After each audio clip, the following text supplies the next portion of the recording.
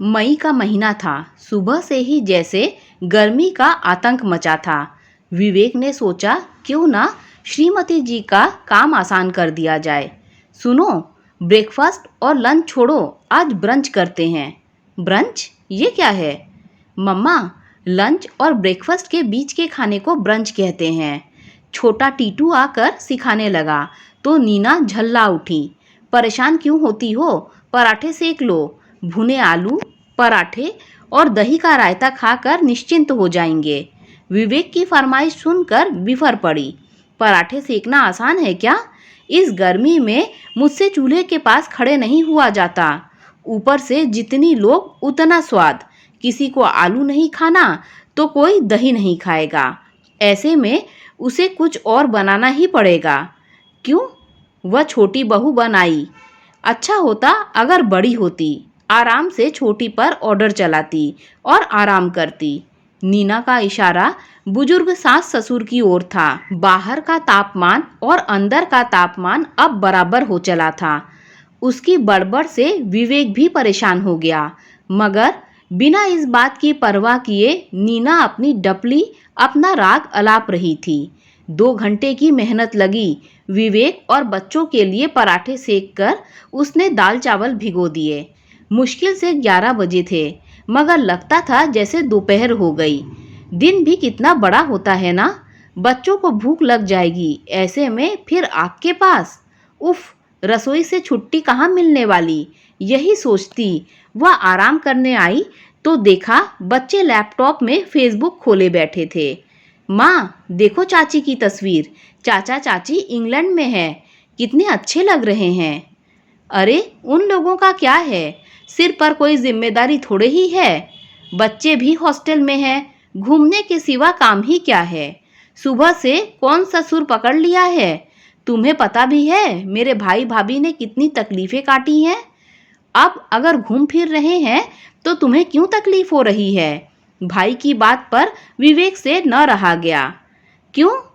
क्या मैं इकलौती बहू हूँ? घर की जिम्मेदारियों में उनकी भागीदारी क्यों नहीं? इतनी देर से उसकी बड़बड़ सुनता विवेक अतीत में खो गया।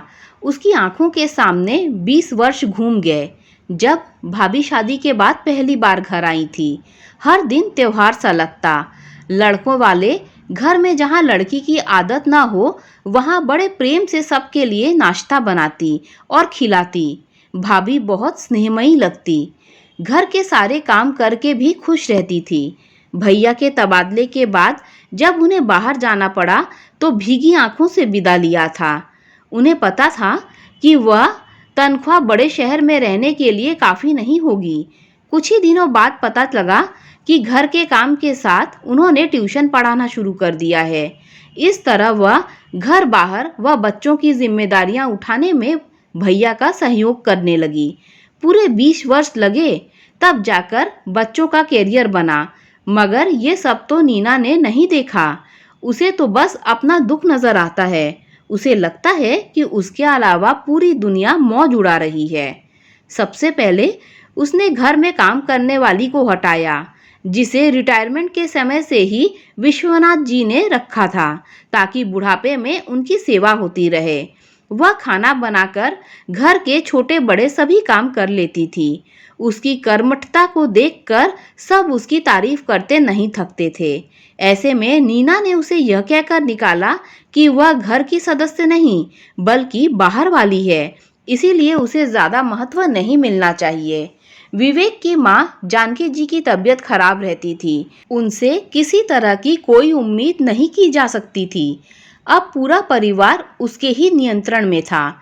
वह बनाएगी तो लोग खाएंगे, अन्यथा भूखे रहेंगे।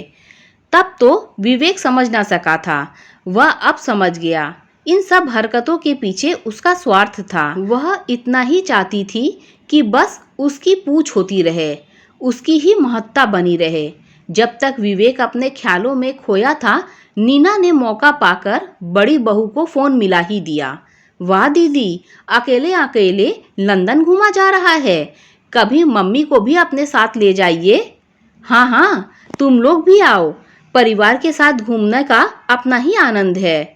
हमारी छोड़िए, अपनी जिम्मेदारी संभालिए। मीठी मीठी बातों से आखिर कब तक बहलाएंगी? आपको भी तो परिवार के प्रति कुछ कर्तव्य कर अपना अगला जन्म सुधारना चाहिए। सारा फितूर निकलकर शांत हो गई। इधर माधवी का मूड खराब ही हो गया। वह पहले ही देवर की शादी कम पढ़ी लिखी से करने के पक्ष में नहीं थी, मगर ससुर जी के दिमाग में यही था कि गांव की कर्मठ लड़की ही परिवार संभाल पाएगी। यही सोचकर छोटे बेटे के लिए एक भरे पूरे परिवार की ग्रामीण बहू लेकर आए। कुछ समय तक सब कुछ ठीक चलता रहा, पर जैसे जैसे समय बीतता गया रंग उतरता चला गया। उसकी बातों से इतनी दुखी हुई कि वापसी का टिकट करा सीधे ससुराल आ गई। उसे अचानक आया देख नीना की सिट्टी पिट्टी गुम हो गई। माधवी ने आते ही एक कर्मठ लड़की को काम पर रख लिया। दीदी, मैंने इतने बरस सेवा किया है, आप स्वयं करने की बजाय दूसरे का काम करा रही हैं। इतनी ही चिंता है तो अपने साथ ले जाइए, इस तरह तो आप पल्ला झाड़ रही हैं। देख छोटी, पहली बात यह कि मेट्रो में जीने के लिए हवा पानी भी खरीदना पड़ता है। फ्लैट के बंद घरों में ऐसी ताज़ी हवा मुश्किल से आती है। और दूसरी बात यह कि ये बड़े से आहते में आम, लीची और नारियल के पेड़ ससुर जी ने अपने हाथ से लगाए थे कि रिटायरमेंट के बाद इसकी ठंडी छांव में आराम करेंगे। नौकरी वाली आधुनिक बहू की जगह उन्होंने एक घरेलू लड़की चुना जो स्नेहपूर्वक परिवार की देखभाल करेगी। घर के कामों के लिए जिन्हें बहाल किया उन्हें भी तुमने बाहर का रास्ता दिखा दिया, और अब गृह स्वामी को भी विदा करने पर तुली हो। इतना तो बता दो, यह सब तुम्हारा है या उनका?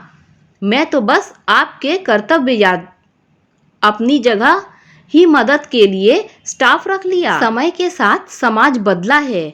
स्वयं काम न कर सके तो बाहर से मदद लेने में कोई हर्ज नहीं है। तुम उन्हें उनके ही घर में चैन से जीने दो। उनका जीवन, उनका स्वास्थ्य और उनकी पसंद हमारी प्राथमिकता भी यही होनी चाहिए, और कुछ नहीं। बड़ी की साफगोई ने छोटी की छुट्टी कर दी थी। विश्वनाथ जी को भी यह एहसास हो गया कि बड़ी बहू, जिसे वह बेहद आधुनिक समझते रहे, वह समझदार निकली।